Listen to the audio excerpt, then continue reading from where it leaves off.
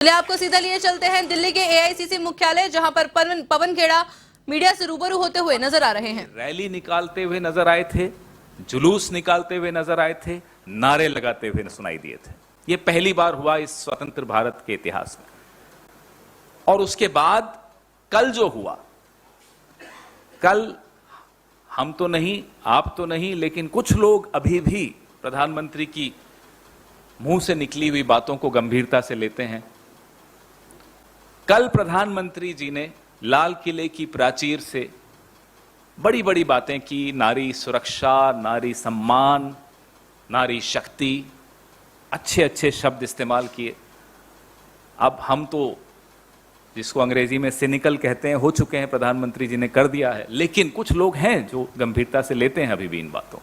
कुछ घंटों के बाद गुजरात सरकार ने एक ऐसा निर्णय लिया जो अप्रत्याशित था, जो कभी नहीं हुआ। रेप कन्विक्ट्स, बलात्कार के अभियुक्त, दोषी नहीं, वो तो आरोपी होता है, अभियुक्त, दे वर कन्विक्टेड, उनको आपने रिहा कर दिया कि 14 साल हो गए हैं, इनका कंडक्ट अच्छा है जेल में।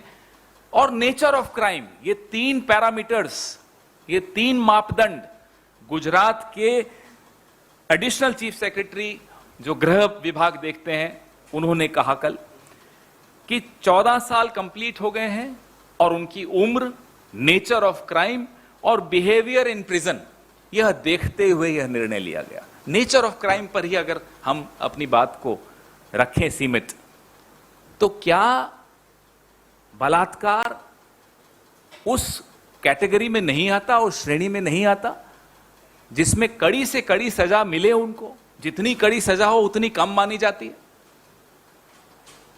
फिर आज हमने यह भी देखा कि जो रिहा हुए हैं उनकी आरती उतारी जा रही है, उनको तिलक किया जा रहा है, दे आर बीइंग फेलिसिटेटेड।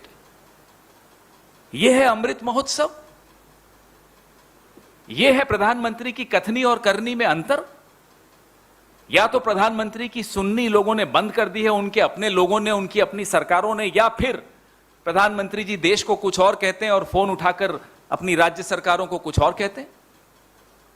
और यह ऐसा केस है बिल्किस बानो का, जिसमें सुप्रीम कोर्ट ने बिल्किस बानो को 50 लाख का मुआवजा देने का आदेश गुजरात सरकार को दिया था, और अभी कुछ साल पहले 2017 में दिया था। पहली बार ऐसा हुआ था। यह ऐसा ऑर्डर था सुप्रीम कोर्ट का जिससे यह साबित हुआ था कि बिल्किस बानो के साथ जो हुआ वो साबित हो गया है कि वो गलत हुआ, गैर कानूनी हुआ, उनके साथ अपराध हुआ, उनके पर अत्याचार हुआ, उस परिवार पर अत्याचार हुआ। एक 4-5 साल की बच्ची को जमीन पर देकर मार दिया, और जो गैंगरेप हुआ वो अलग। उसके बाद प्रधानमंत्री जी की हिम्मत कैसे होती है कि लाल किले पर खड़े होकर इस तरह की बातें करें? अब तो हैरानी भी नहीं होती, लेकिन फिर भी कुछ ना कुछ ये ऐसा रोज कर देते हैं जो चौंका देता है, जो और दुखी कर देता है, और विश्वास लोगों का सरकारों पर से खत्म कर देता है। कांग्रेस पार्टी प्रधानमंत्री नरेंद्र मोदी जी से निवेदन करती है कि या तो आप आकर बता दीजिए कि कल जो आपने लाल किले की प्राचीर से कहा था वो सिर्फ शब्द मात्र थे, उन शब्दों पर आपको खुद भरोसा नहीं था, क्योंकि आपका अपना इतिहास पिछले 8-10 साल का है जिसमें आप महिलाओं का सम्मान करते हुए बड़ी अच्छी तरह से सुनाई देते। वो 50 करोड़ की गर्लफ्रेंड बोलना हो, कांग्रेस की विधवा बोलना हो, जर्सी गाय बोलना हो, शुपनखा बोलना हो एक महिला सांसद को, ये तमाम शब्द आप ही के हैं। तो will the real Narendra Modi stand up please? असली नरेंद्र मोदी कौन है? जो लाल किले की प्राचीर से आकर झूठ परोसते हैं, या जो अपनी ही गुजरात सरकार से बलात्कार के अभियुक्तों को रिहाई का आदेश दिलवाते हैं? कांग्रेस पार्टी और यह देश जानना चाहता है आपके सवाल।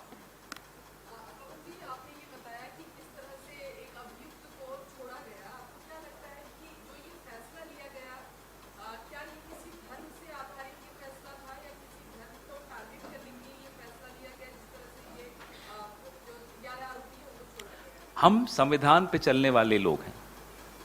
देश संविधान के आधार पर चलता है और हम हर सरकार से यह उम्मीद करते हैं कि वो संविधान को ही अपना मार्गदर्शक मानकर चलते होंगे। अगर कोई संविधान सम्मत निर्णय नहीं ले रहा है तो उनकी नीयत में क्या है वो मुझसे मत पूछिए आप, वो हमें और आपको सबको समझ में आ रहा है कि संविधान को यह आज भी उतना ही सम्मान करते थे जितना उस वक्त कर रहे थे जब ये बाबा साहब अंबेडकर जी लिख रहे थे ये संविधान। तब भी इनके मन में कोई सम्मान नहीं था संविधान के प्रति।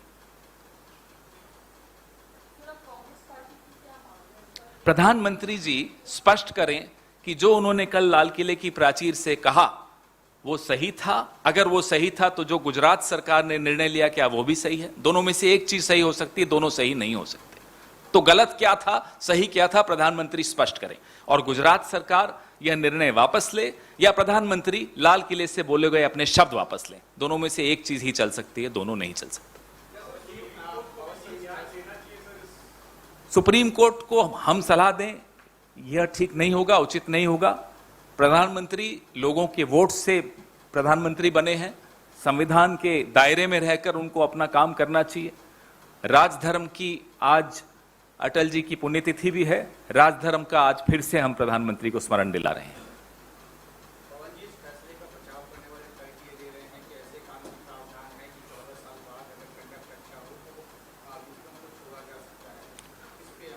आजादी के अमृत महोत्सव पे प्रधानमंत्री के मुंह से निकले गए उन नारी सम्मान, नारी शक्ति के शब्दों के बाद कुछ घंटों बाद यही अभियुक्त मिले थे इन्हें रिहा करने के लिए, जो कि बलात्कार जैसे गंभीर संगीन आरोप में अभियुक्त बने हों।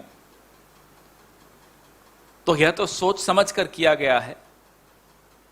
ऐसी सोच पर लानत है जो बलात्कारियों के साथ खड़ी हुई दिखती। और यह पहली बार नहीं हुआ, मैंने आपको कठुआ और उन्नाव का भी उदाहरण दिया, जब भारतीय जनता पार्टी के मंत्री स्तर के लोग सड़क पर रैली निकाल रहे थे बलात्कारियों के पक्ष में।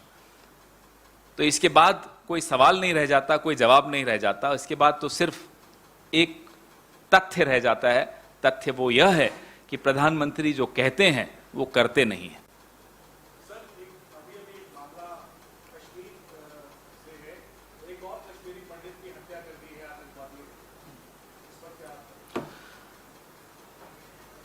अब समय आ गया है प्रधानमंत्री और गृह मंत्री को राष्ट्र को संबोधित करना चाहिए।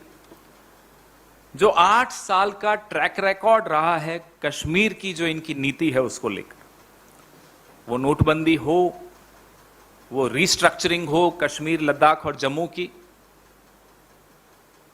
सरकार में शामिल होना हो, सरकार से बाहर होना हो, चुनाव नहीं करवाने हो, तमाम जो निर्णय लिए गए उन सब पे एक व्हाइट पेपर अब इन्हें देश के सामने रखना चाहिए कि आखिर क्यों इनकी कश्मीर की नीति लगातार विफल होती चली जा रही है।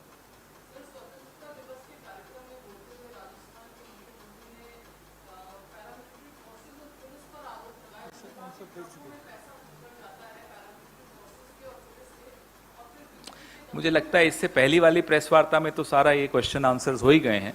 मैं अपनी प्रेस वार्ता बहुत ही गंभीर जो कल गुजरात सरकार ने काम किया उस पर सीमित रखना चाहता हूं।